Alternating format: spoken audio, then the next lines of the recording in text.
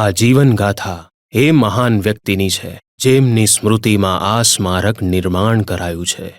હરે કૃષ્ણ કૃષ્ણ કૃષ્ણ હરે હરે હરે રામ રામ રામ હરે.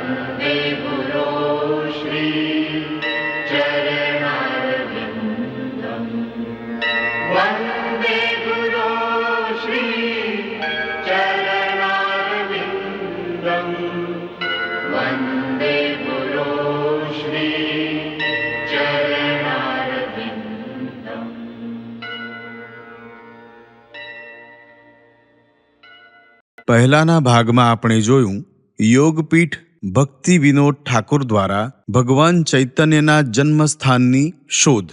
હવે આગળ. શું થયું મિસ્ટર દત્તાને? એ બ્રિજ કિશનની ધરપકડ કરવા ગયા હતા. એના પછી તરત જ એમના કુટુંબના દરેક સદસ્ય બીમાર પડી ગયા. દીકરો બીમાર છે, એ પોતે બીમાર છે, અને ત્યાં સુધી કે એની ધરપકડ કરનારા દરેક સિપાહી પણ બીમાર છે. અચ્છા. બ્રિજ કિશન ખૂબ જ શક્તિશાળી તાંત્રિક છે. એના કાળા જાદુથી બચવું એ ખૂબ જ મુશ્કેલ છે.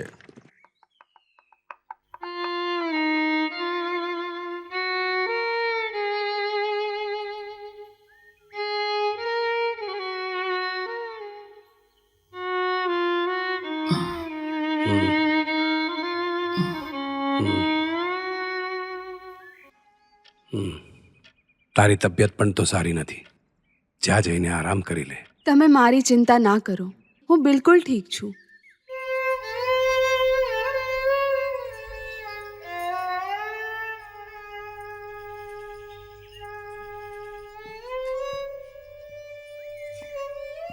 Please.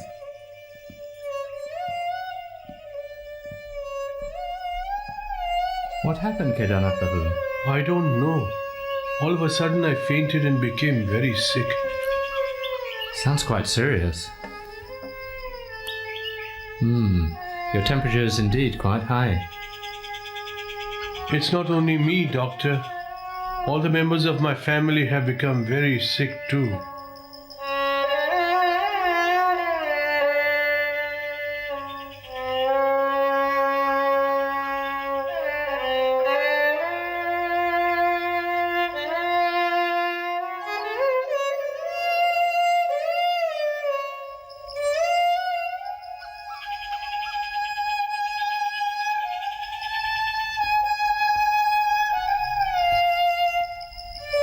Lali Prashad, how are you?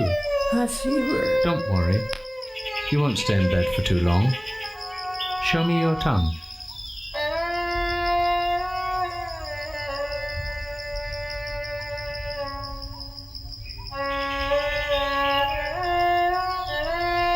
Bhima Prashad, what are you doing here? You're sick. Oh no, doctor. I'm fine. Okay then, sit down. Thank you, doctor.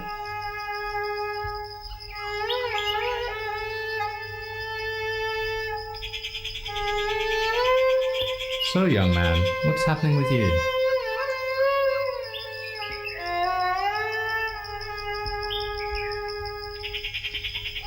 Okay, be good, boys.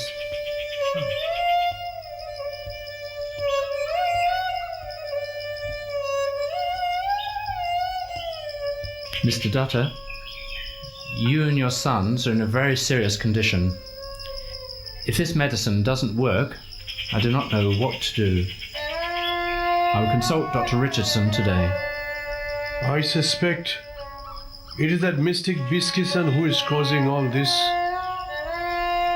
You mean that so-called incarnation whom you arrested last week? Yes, he seems to have great mystic power.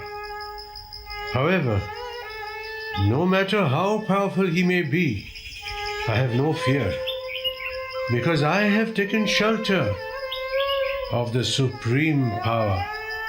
Your faith in God, Kedarnath Babu, indeed exemplary. When I saw that Biskisan, I could understand that he's a tantric who cultivates black magic. What do you mean? These tantrics accumulate their power through the clandestine rituals and store it in their long hair. Did you see how long and strange his hair was? Yes. You know Kedarnath Babu? This reminds me of a passage from the Old Testament. The Old Testament? Yes. It's mentioned there that Samson, he had his power in his hair. Some resemblance indeed, yes.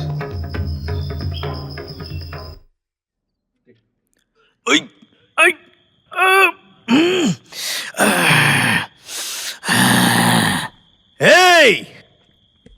તમે નથી જાણતા કે તમે કોને જેલના સળિયા પાછળ ધકેલ્યો છે? એ મને છોડી દો, નહીં તો તમે બરબાદ થઈ જશો. એ સાંભળો છો તમે લોકો?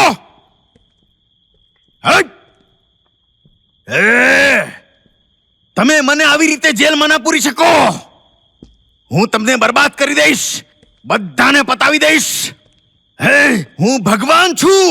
એ જુઓ જુઓ, ભગવાન જેલમાં આવ્યા છે. ભગવાન જેલમાં છે, સીધા વૈકુંઠથી ઉતરીને આવ્યા છે. હું જ સૌથી મોટી શક્તિ છું.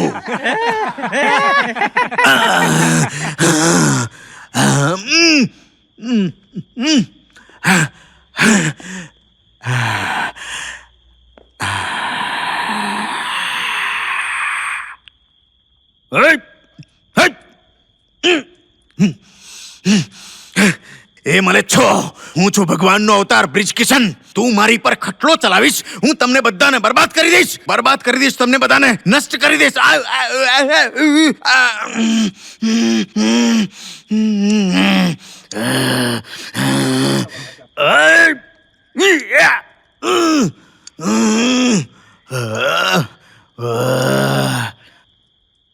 એ શું કરો છો તમે? એ મારા વાળ નહીં કાપો. હું તમને બધાને પતાવી દઈશ.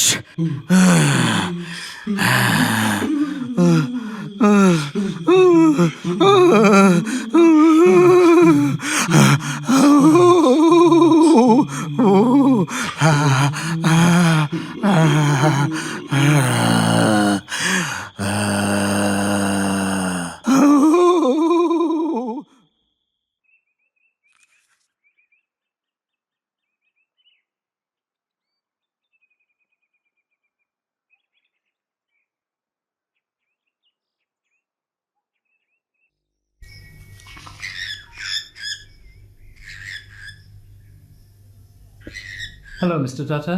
Ah, good day, doctor. Good day. Please sit down. You're looking well. Thank you. It's all because of your treatment. Well, I deserve no credit. I just cut Bishkishan's hair and you became cured. Doctor, you know it's because of your treatment. Not only did you give me the right medication, but you got rid of the root cause of the disease as well. But Mr. Dutta, his hair will grow back within a few weeks. What shall I do then if he gets back his powers again? I wouldn't let that worry me, doctor. We've made arrangements to cut his hair twice in a week. And we'll continue doing that till the new moon. By that time, he'll be completely powerless. Forever.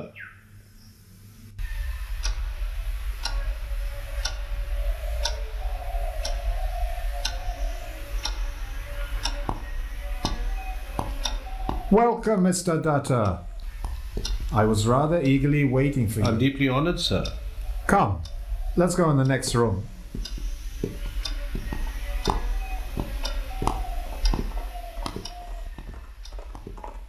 Please.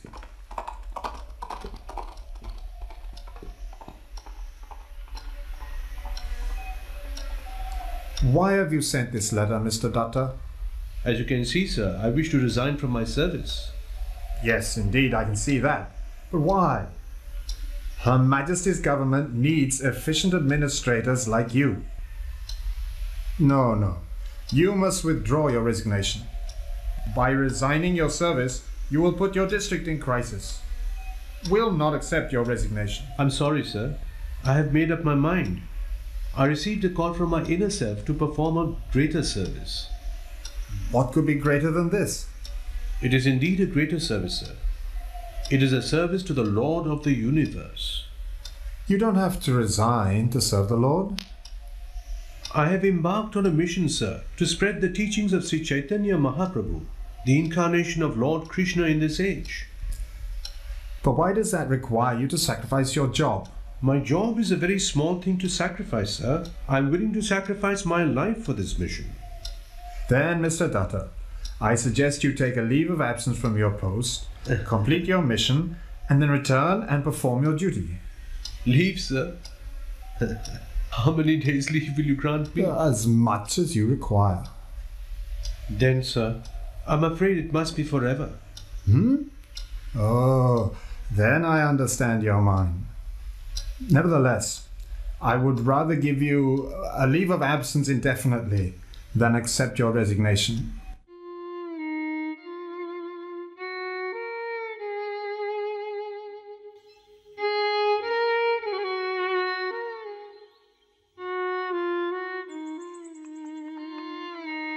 સાહેબ, આજે ઓફિસમાં તમારો છેલ્લો દિવસ છે. સરકાર બાબુ, હું ફક્ત રજા લઈને જઈ રહ્યો છું. તમે એમ કેમ કહો છો કે આજે મારો ઓફિસમાં છેલ્લો ના દિવસ છે? સાહેબ, હું જાણું છું તમે ઓફિસમાંથી કાયમ માટે જઈ રહ્યા છો સાહેબ. ખરેખર તો હું મારું રાજીનામું આપવા ઈચ્છતો હતો, પણ નાના લાટ સાહેબે મને ના પાડી. તેમણે મને હંમેશ માટે અહીંથી રજા લેવાનો અનુરોધ કર્યો છે. હું જાણું છું, ઘણા બીજા લોકો પણ આ જાણે છે. સાહેબ, સામાન્ય રીતે તો જ્યારે કોઈ જાય છે ત્યારે ફેરવેલ પાર્ટી યોજાય છે, પણ તમારી બાબતમાં તો એવું પણ નથી. આટલા વર્ષોની ઈમાનદારીની સેવા પછી પણ તમને કોઈ ઓળખાણ નથી મળી સાહેબ.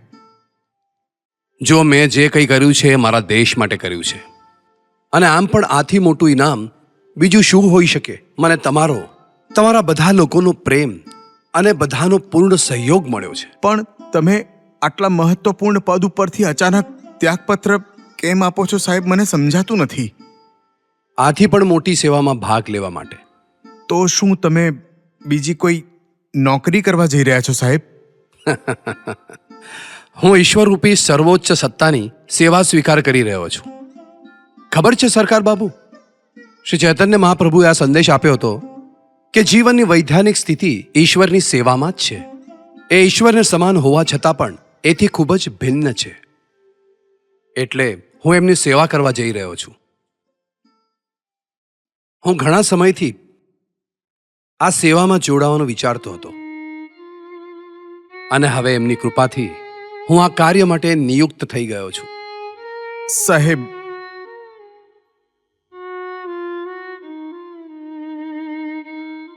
હવે મારો વાર. શું છે? આ મારી ચા. કોણ છે ત્યાં?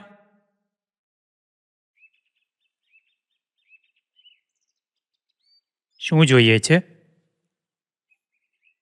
મને દાન જોઈએ છે. દાન જોઈએ છે? દેખાવમાં તો સજ્જન અને તંદુરસ્ત પણ લાગો છો. પૈસા કેમ માંગો છો? હું શ્રી ચૈતન્ય મહાપ્રભુના જન્મસ્થાન પર એક મંદિર બનાવવાનો પ્રયત્ન કરી રહ્યો છું. એટલા માટે હું દરેકના ઘરે જઈને દાન એકત્ર કરી રહ્યો છું. આ કાર્ય બસ ત્યારે જ સંભવ થઈ શકે છે જ્યારે દરેક માણસ પોતાની ઈચ્છાથી થોડું યોગદાન આપે. હા, જોઈ રહ્યો છું તમે ભગવાનના નામે પૈસા માંગી રહ્યા છો, પણ તમને અહીંથી કંઈ નહીં મળે. અરે કેદારનાથભાઈ, અરે તે અમને ઓળખ્યા નહીં? આ તો પ્રસિદ્ધ મેજિસ્ટ્રેટ કેદારનાથ દત્તા છે. Deputy magistrate? માફ કરજો કેદારનાથભાઈ, હું ખરેખર તમને ઓળખી ન શક્યો. કૃપા કરીને અંદર આવો. આવો. હું સમજી શકું છું. બેસો, આવો બેસો. મને માફ કરજો કેદારનાથ બાબુ, ખરેખર હું તમને ના ના, તમે કોઈ ભૂલ નથી કરી. લોકો જુદી જુદી રીતે પૈસા ભેગા કરે છે. તમે સત્ય કેવી રીતે જાણશો? ખબર કેવી રીતે પડશે? કેદારનાથ ભાઈ, શ્રી ચૈતન્ય મહાપ્રભુના નિર્માણ વિશે અમને પણ કંઈક કહો. મેં શ્રી ચૈતન્ય મહાપ્રભુના જન્મસ્થાન પર એક મંદિર બનાવવાનો સંકલ્પ લીધો છે. અચ્છા. શ્રી મહાપ્રભુના ગાયબ થયા પછી એમનું સ્થાન પણ વિલુપ્ત થઈ ગયું હતું. હાલ જ અમે એ સ્થાન શોધી નાખ્યું છે અને એ પ્રમાણિત પણ થઈ ગયું છે કે એ સ્થાન શ્રી મહાપ્રભુનું અસલ જન્મસ્થાન છે. એ સ્થાન ક્યાં છે? કૃષ્ણનગરથી 500 કોસ દૂર છે અને એ જગ્યાએ શ્રી મહાપ્રભુનું મંદિર નિર્માણ કરવાનું છે. તો મંદિર નિર્માણ માટે મારા ધનિક સાથીઓ પાસેથી પૈસા ભેગા કરી શક્યો હોત,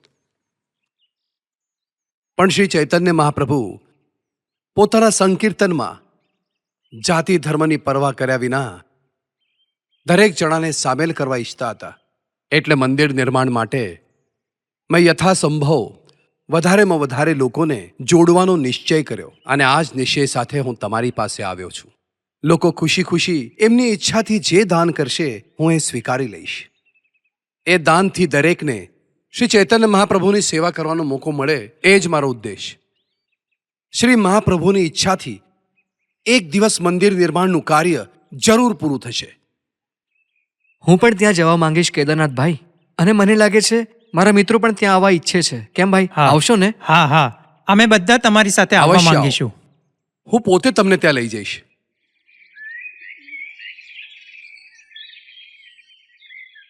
પણ કઈ સમજાતું નથી. અરે હું જો, તો ઘરે હતો ને અચાનક જુઓ, અહીંયા એક મંદિર બનાવવામાં આવશે. એટલે હું એની સાથે આવી ગયો. ઠીક છે ભાઈ, ચાલો જઈને પૂછી તો લઈએ. હા, હા. કરવાનું છે. હા હા, ચલો આમને પૂછી હા, લઈએ. અહીંયા બેઠેલા છે. મહોદય, તમે કશું કહેવા માંગો છો? મહોદય, એ કહો કે તમે અહીંયા શું બનાવી રહ્યા છો? અસલમાં તો અમે શ્રી ચૈતન્ય મહાપ્રભુ માટે એક મંદિરનું નિર્માણ કરીએ છીએ. આટલી બધી જગ્યા હોવા છતાં અહીંયા જ કેમ? અને એ પણ એક મુસલમાન ગામની વચ્ચોવચ્ચ? કારણ કે આ શ્રી ચૈતન્ય મહાપ્રભુનું જન્મસ્થાન છે. જોયું, આ જગ્યા વિશે મેં જે તમને કહ્યું હતું એ જ સત્ય છે. કારણ કે મારા પૂર્વજોએ મને આના વિશે બધું જણાવ્યું છે. શું તમે નથી જાણતા શ્રી ચૈતન્ય મહાપ્રભુનું જન્મસ્થાન નદીની પેલી બાજુ માયાપુરમાં છે? મને નથી ખબર કે એ સ્થાનને માયાપુર તરીકે કોણે ઓળખ્યું છે. મારા વાંચેલા પત્રો અને લેખો અનુસાર આ શ્રી ચૈતન્ય મહાપ્રભુનું જન્મસ્થાન છે. હા, આજે આ એક મુસલમાન ગામ હોઈ શકે છે, પણ 400 વર્ષ પહેલા આ નહોતું. સાંભળ્યું તમે લોકોએ? પુરાણોની વાતો સાચી થઈ રહી છે. પુરાણોમાં કહ્યું છે કે કળીના યુગમાં જૂઠા વિશ્વાસથી પ્રભાવિત થઈને અજ્ઞાની લોકો આ રીતના નકલી પૂજા સ્થળોનું નિર્માણ કરશે. શું તમે ભક્તિ રત્નાકર વાંચ્યું છે? નહીં ને? તો સાંભળો. ભક્તિ રત્નાકર લખ્યું છે શ્રી નરહરિ ચક્રવર્તી ઠાકુરે. એ શ્રી ચૈતન્ય મહાપ્રભુના ખૂબ જ નજીક હતા. તેમણે લખ્યું છે કે ગંગા નદીના પૂર્વીય તટ પર છે માયાપુર ગામ, જ્યાં જન્મ્યા શ્રી ચૈતન્ય મહાપ્રભુ ભગવાન. આ થયું પહેલું પ્રમાણ. હવે વિરોધ કરવા માટે જ્યારે પ્રભુ ચાંદ કાઝી પાસે ગયા હતા ત્યારે પ્રભુએ નદી પાર કરી હતી. આનો ઉલ્લેખ કશે આવ્યો હતો? ચાંદ કાઝીની સમાધિ નદીના પૂર્વીય તટ પર છે, એ તો તમે જાણો જ છો. આ થયું બીજું પ્રમાણ. આ સિવાય હું જ્યારે બીજા પુરાવા વાંચતો હતો ત્યારે મેં જાણ્યું કે ગામ માયાપુર તરીકે ઓળખાતું. પછી મુસલમાનોએ આ જગ્યાનું નામ રાખ્યું મિયાપુર. ઉચ્ચારણમાં વિભિન્નતા હોવા છતાં પણ બોલચાલમાં સમાનતા છે એ સ્પષ્ટ થાય છે. હજી એક વાત, શ્રી જગન્નાથદાસ બાબાજી મહારાજ વિશે તો તમે જાણો જ છો. એ નવદ્વીપમાં રહે છે. 140 વર્ષની ઉંમર છે એમની, અને એ આ યુગના સૌથી ખ્યાતિપ્રાપ્ત વૈષ્ણવ છે.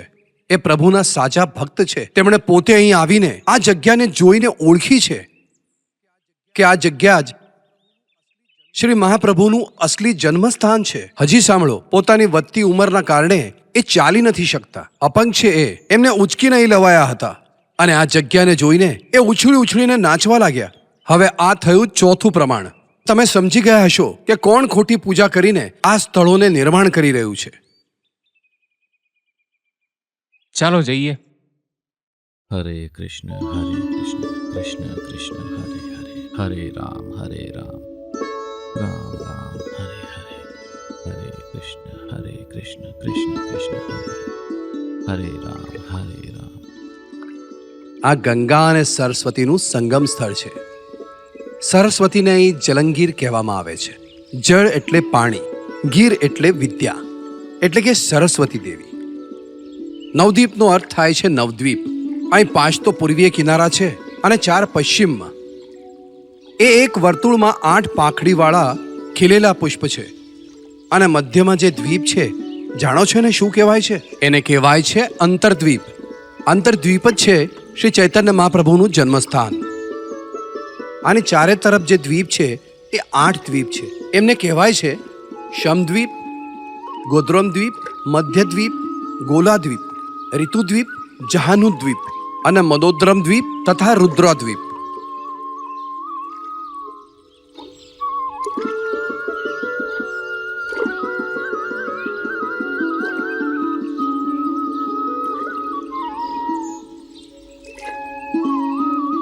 આવો આવો, સંભાળી. ચાલો જઈએ.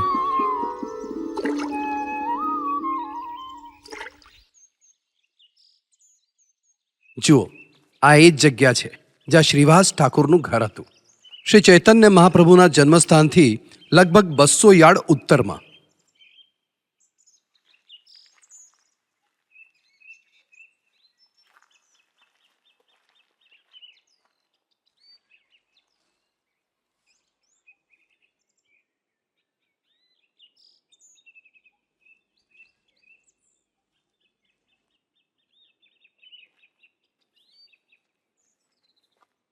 અહીં શ્રી મહાપ્રભુ, શ્રીવાસ ઠાકુર, નિત્યાનંદ ઠાકુર અને અન્ય ભક્તો ભગવાનનું પવિત્ર નામ જપતા હતા. એક દિવસ સવારે શ્રી મહાપ્રભુ અને નિત્યાનંદ પ્રભુ શ્રીવાસ ઠાકુરના ઘરે આવ્યા. હરે કૃષ્ણ કૃષ્ણ કૃષ્ણ હરે હરે, હરે રામ રામ રામ હરે હરે.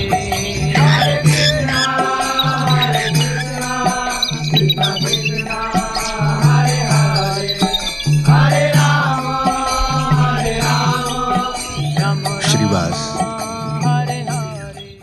શ્રીવાસ, તમે કોની પૂજા કરી રહ્યા છો?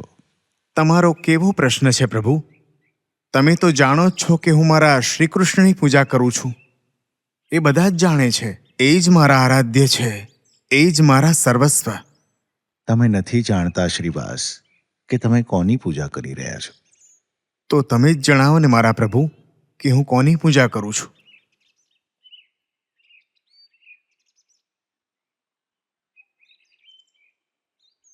જેની તમે પૂજા કરી રહ્યા છો, જુઓ એ તમારી સામે જ છે.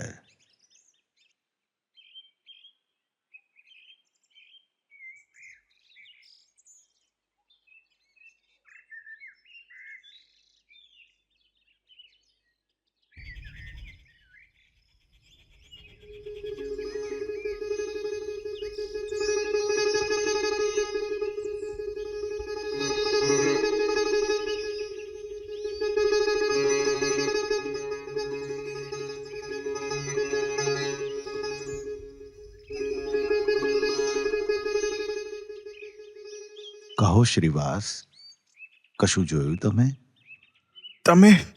તમે પ્રભુ પ્રભુ પ્રભુ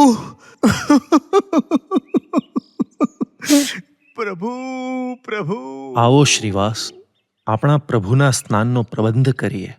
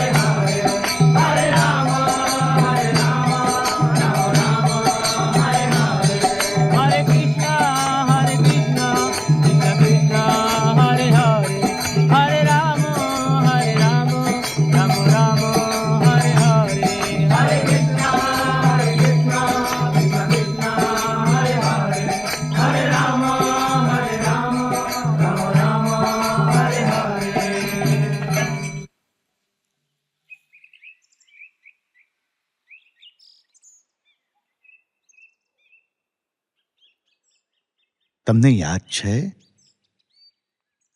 કે નહીં?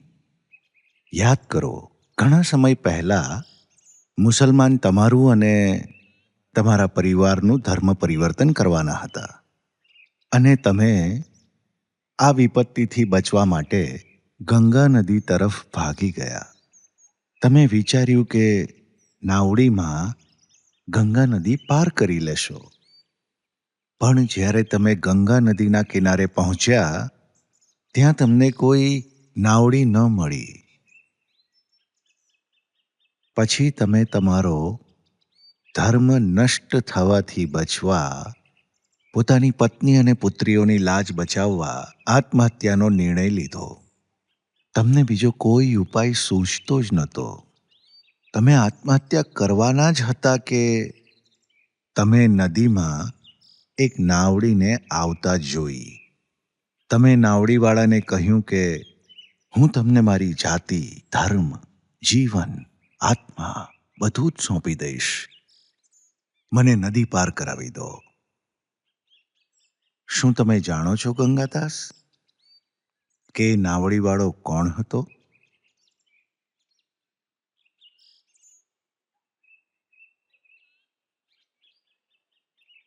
ગંગાદાસ મહાપ્રભુના અધ્યાપક છે, અને એ એમના પિતાની ઉંમરના છે, એક વૃદ્ધ બ્રાહ્મણ.